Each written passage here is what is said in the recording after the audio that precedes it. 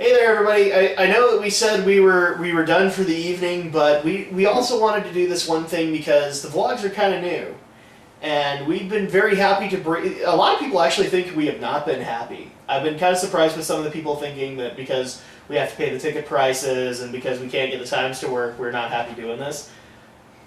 Is this the case, Alex? No. No, I think we're enjoying it, and I think it's going to kind of be a staple here. But one of the things we wanted to do is we're 6 months into this. And we did this last year where we actually gave kind of our top 5 movies. Here we're going to do this now because I actually think it'd be a good idea that we do it 6 months in and then 6 months later we see if the lists have changed much. Alright. So here's kind of the grounds for that. So it's been 6 months, we've had quite a few movies, and to people who have not seen our videos, go watch them. They're on a playlist. They're really good, and I think we've been fair to each movie that we've done, even though I've gone into some nerd rage. I'll admit it. So at this point, here's kind of the ground rules. Top 3 movies that we've seen thus far, but I'm going to add a few other things. Worst pick of stuff we've seen so far, and also if you have an honorable mention that you'd like to bring up. So let's start up with the worst one, and then go into the honorable mention, and then our top 3. My choice for worst is RoboCop. This was a completely... You mean Glenn Jackson? I mean Sam Beck?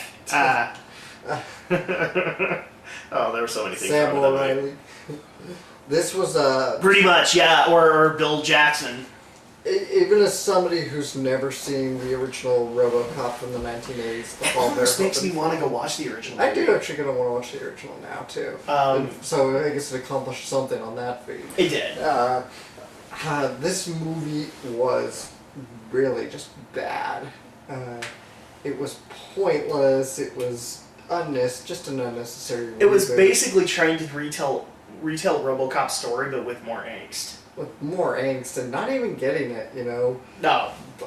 Obviously, a lot of people love the charm about the original RoboCop. It's both a simple action movie, but it's also a satire piece. Yeah. Right. It's a satire of corporations. It's a satire of media, and this movie tried to do it, but it missed the points completely. And it did. You know, for some reason, it felt the need to tack on drone warfare as a social commentary.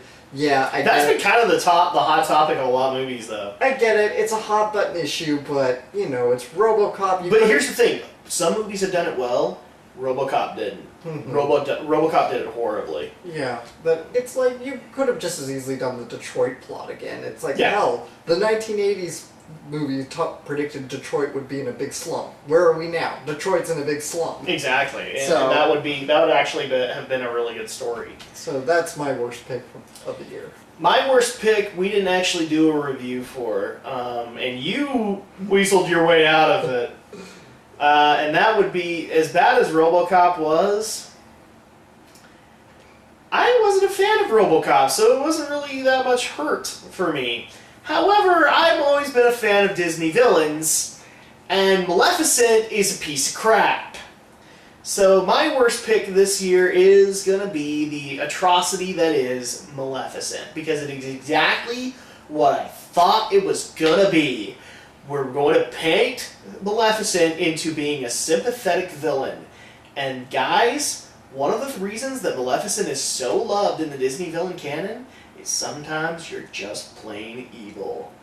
And I'll actually point this out to people, if you want a little bit more of an in-depth thing, I'm going to go pimp one of the other people we work with, which is Stephen Romney, who did a review of Maleficent.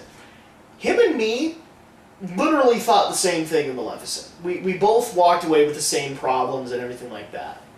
So at that point, if you want a more in-depth concept, go to youtube.com/StudioPhantasma and watch his review of Maleficent. In fact, we even got into a discussion in the comment thread because it's just not that good. Especially the big part of it is, you know, again, you know Maleficent, you know she's just a genuine bad guy. Mm-hmm. Let me paint this to you, and again, spoiler alert, guys.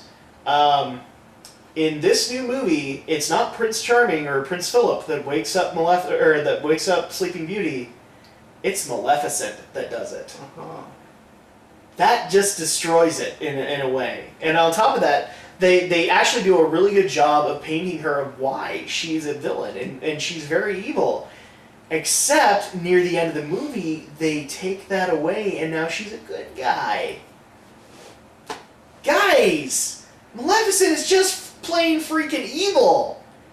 It's okay. You can paint them that way. Sometimes heroes are just plain good, and sometimes villains are just plain bad.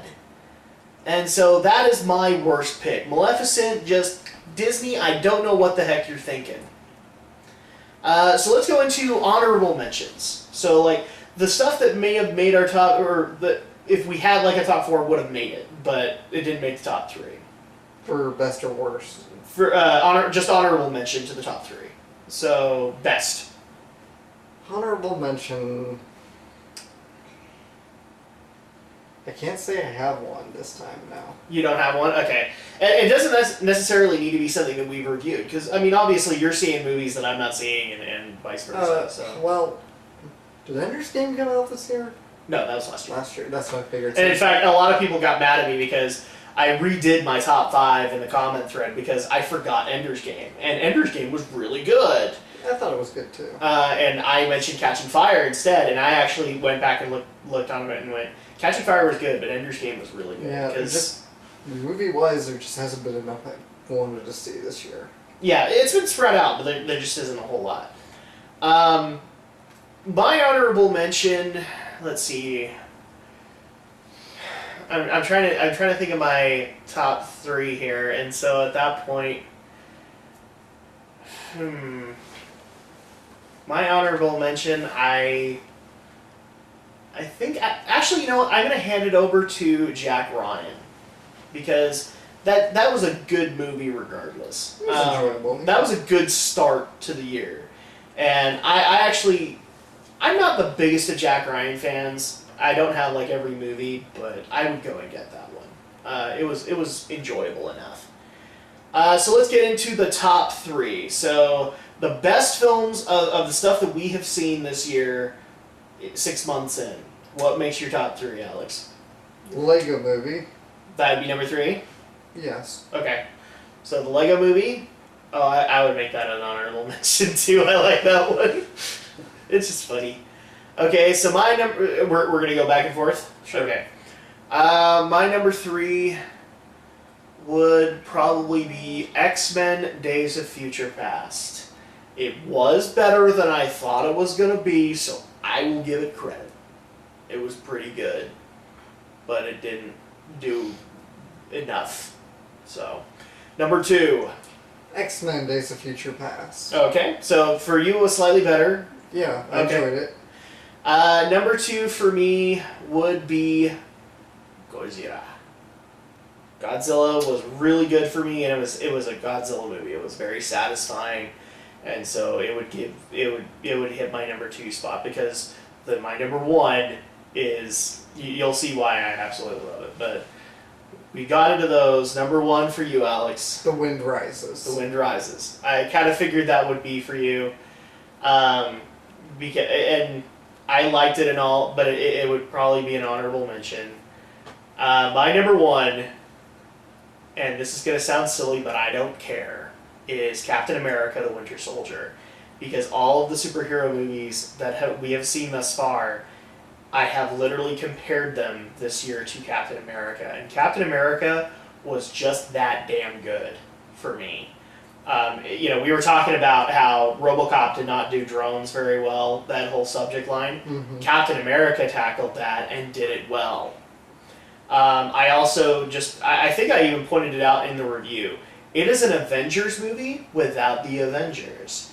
It has kind of that epic budget and everything like that, and you expect the Avengers to step in, and they never do, and it's the best thing ever. Because it lets Captain America be Captain America. And I've had this argument with people before, and I'm going to say it again. Captain America, the Winter Soldier, did what Man of Steel tried to do and failed. Where they tried to show Captain America as a genuinely good guy. And he was in the film. Superman, not so much. So, that's my top 3. we'll see if this list changes. You know, we'll probably just do a top 5 in December, but I'm kind of surprised at some of the picks we had, because I love The Wind Rises, but Captain America just, like, literally, I was at the edge of my seat 80% of that time. It kept on building me up.